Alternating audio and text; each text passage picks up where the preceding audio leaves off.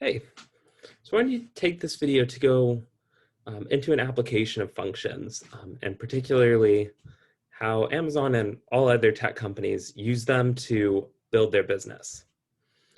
So we all know Amazon, most valuable company to have ever existed. I think they just recently hit $2 trillion.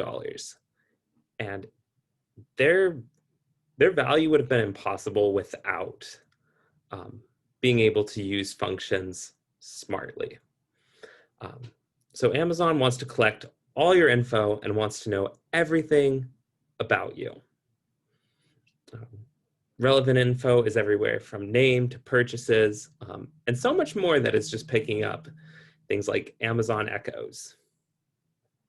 And with that info, they also want to be able to pull out new info, such as the total spent, maybe the total you spent on Amazon on shoes, the average amount you spent, and so much more. And this is just all so they can better understand your purchasing habits and how to target you with ads effectively. However, they run into a problem where they can't store all the information they need. To make sense of this, if Amazon wants to store a 6-digit number, it's going to take about 2 bytes of space. That's nothing because, like, even your phone probably has 64 gigabytes, which means that it can store somewhere in the neighborhood of 32 billion 6-digit numbers. So it'd be fine. Amazon faces a different problem where they have roughly 500 million customers, I guess. In 2017, it was over 300 million. So it seems like probably by 2020, it's grown up to 500 million with the coronavirus. So for Amazon to store one 6-digit number for each customer, that takes about 1 gigabyte of storage, which isn't necessarily a big deal until you think that they probably want to store maybe in the neighborhood of 1 million relevant pieces of info. And so then that's 1 million gigabytes, which I think is past a terabyte onto about 1 petabyte. And that's just for 6-digit numbers. So they run out of space fast.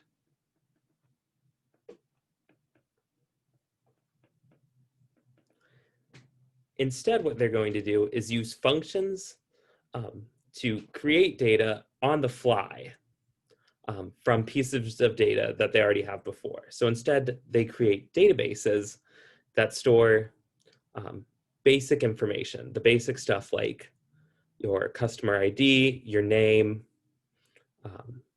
what you buy, the stuff you can't derive from other numbers. For instance, if I knew your name, without Amazon storing what you also purchased, I'd have no idea how to figure out what you purchased. But some information isn't necessarily crucial, which is if we want to figure out total spent, we don't need to store how much you spent.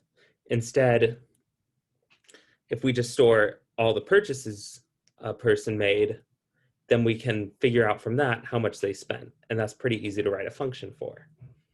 So in this video, we're going to talk a little bit about how databases are designed and how functions are applied to them. A database is nothing more than a collection of tables.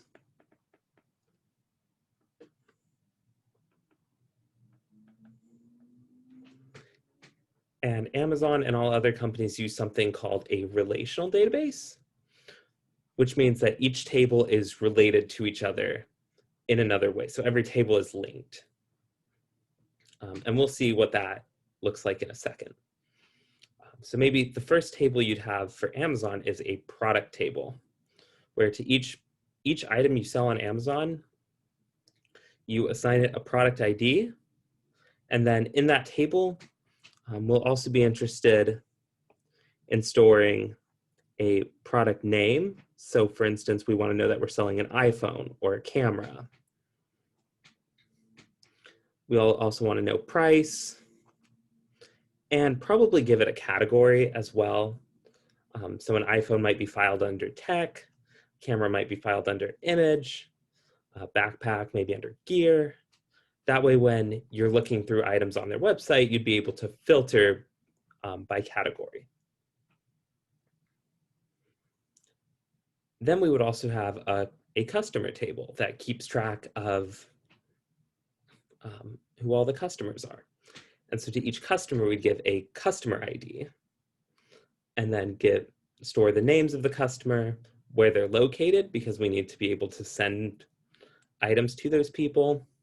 You'd also want other relevant information, such as credit card numbers, so that way they can pay with a single click.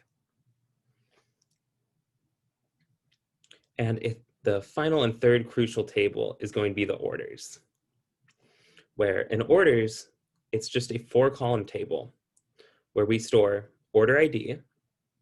That gives us a unique order for every combination of customer and product.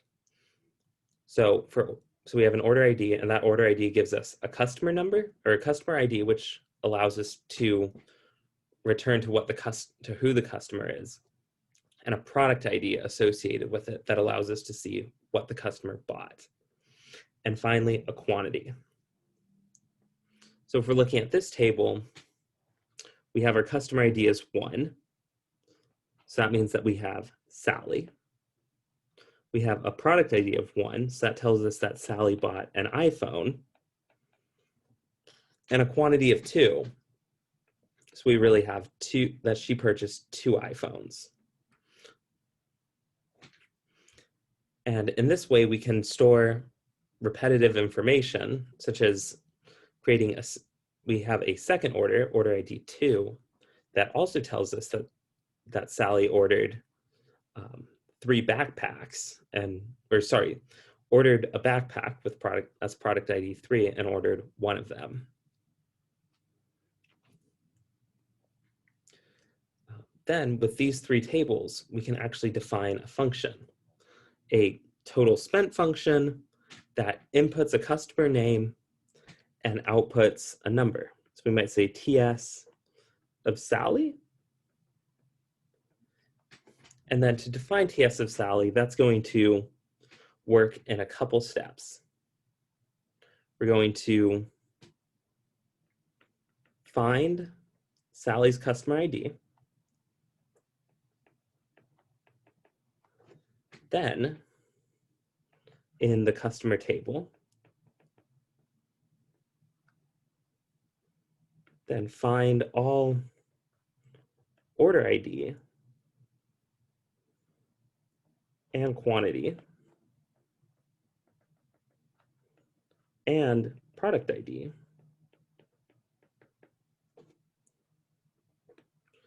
with Sally's customer ID.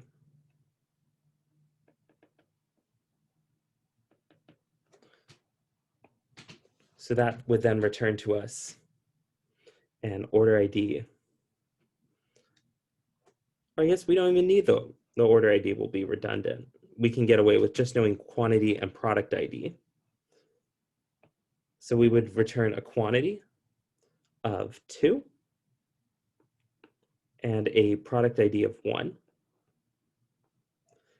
Also, a quantity of 1 and a product ID of 3.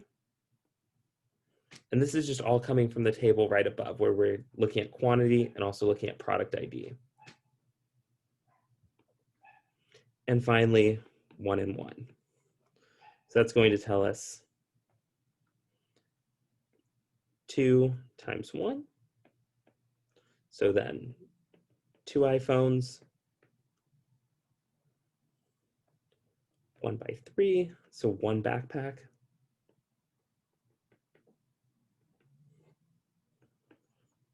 And 1 by 1. So she actually bought 1 more iPhone.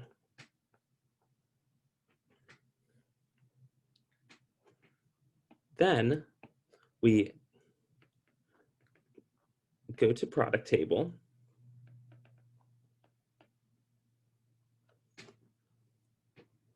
and then with all products of product ID given, find price. So now we'll know the price that she spent.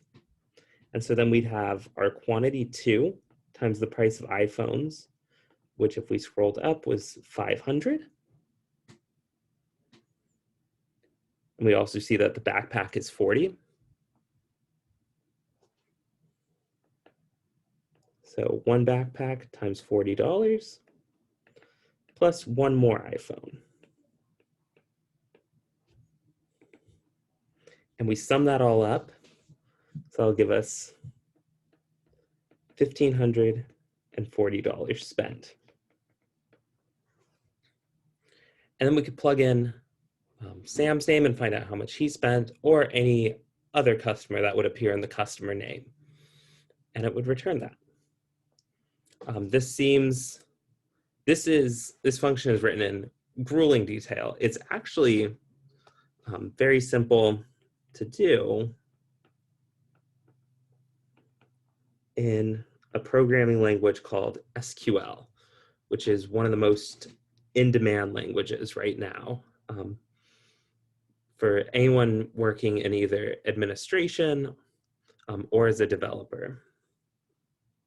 So even if you're not a STEM person, this can be an excellent language to know, because you would be able to access, say, your company's databases and use queries from them. SQL actually stands for Structured Query Language. And it's actually pretty easy to learn quite a bit of it in just a few days.